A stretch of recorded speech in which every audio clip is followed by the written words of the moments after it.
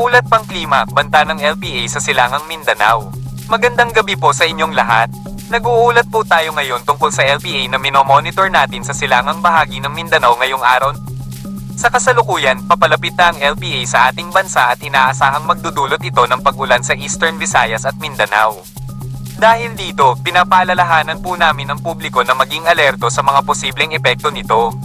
Mga rekomendasyon. Maging handa, mangyaring ihanda ang inyong mga tahanan at pamilya sa posibleng pagbaha at pagguho ng lupa.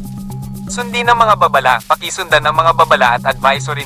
Maging alerto sa mga balita, manatiling updated sa mga pinakabagong impormasyon ukol sa LPA. Tandaan, ang ulat na ito ay batay sa kasalukuyang impormasyon. Maaaring magbago ang sitwasyon kaya't mahalagang manatiling alerto at updated sa mga susunod na anunsyo. Naway manatili tayong ligtas. Dumako naman tayo sa ating partner para sa mga karagdagang impormasyon sa loob ng ating bansa. Narito na ang pinakahuli sa lagay na ating panahon ngayong araw ng Tuesday, March 25, 2025. Sa kasalukuyan ay may namomonitor nga tayong low pressure area. Ito ay nasa loob ng ating Philippine Area of Responsibility. At kanina nga ay nasa natin ito ay nasa layo ng 915 kilometers. Ito ay nasa may east ng southeastern Mindanao. Itong low pressure area nga na ito ay nananatiling mababa ang tsansa na maging bagyo. Gayunpaman ay ito ay nagdadala ng maulap na papawirin at mga kalat-kalat na pag-ulan, pagkidlat at pagkulog dito sa may Mindanao area pati na rin sa Eastern Visayas. Nakikita nga natin itong low pressure area na ito ay posible pang mas lumapit sa landmass ng ating bansa. Kaya ingat pa rin lalo na at mag-antabay tayo sa mga ilalabas na. Para naman sa lagay ng panahon, sa Metro Manila at nalalabing bahagi ng ating bansa, partly cloudy to cloudy skies at may mga tsansa ng mga localized thunderstorm.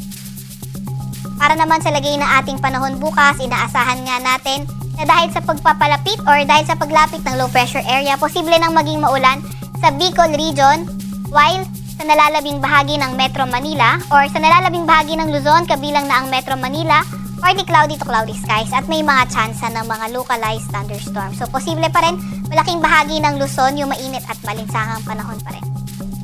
Agwat ang temperatura bukas sa Metro Manila ay 23 to 33 degrees Celsius. 22 to 33 degrees Celsius sa Lawag at Tugigaraw. 15 to 24 degrees Celsius sa may Baguio.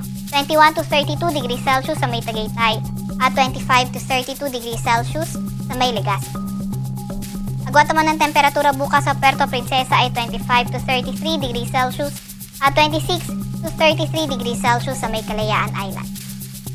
Para naman sa lagay ng panahon bukas sa may Visayas at Mindanao, naasahan natin sa may Eastern Visayas, Central Visayas, pati na rin sa Caraga at Davao Region, sa pagpapalapit nga or sa paglapit ng low pressure area, ito ay makakaranas ng maulap na papawirin at mga kalat-kalat na pag-ulan, pagkidlat at pagkulog. Para naman sa nalalabing bahagi ng Visayas at Mindanao, fair weather conditions pa rin at may mga tsansa naman ng mga localized thunderstorm. Agwat ang temperatura, bukas sa Tacloban at Cagayan de Oro ay 24 to 31 degrees Celsius. 26 to 32 degrees Celsius sa Cebu, 25 to 32 degrees Celsius sa may Iloilo, 24 to 33 degrees Celsius sa may Davao at 24 to 33 degrees Celsius naman sa may Zamboanga. Wala pa rin naman tayong nakataas na gale warning sa kahit na anong baybayin ng ating bansa.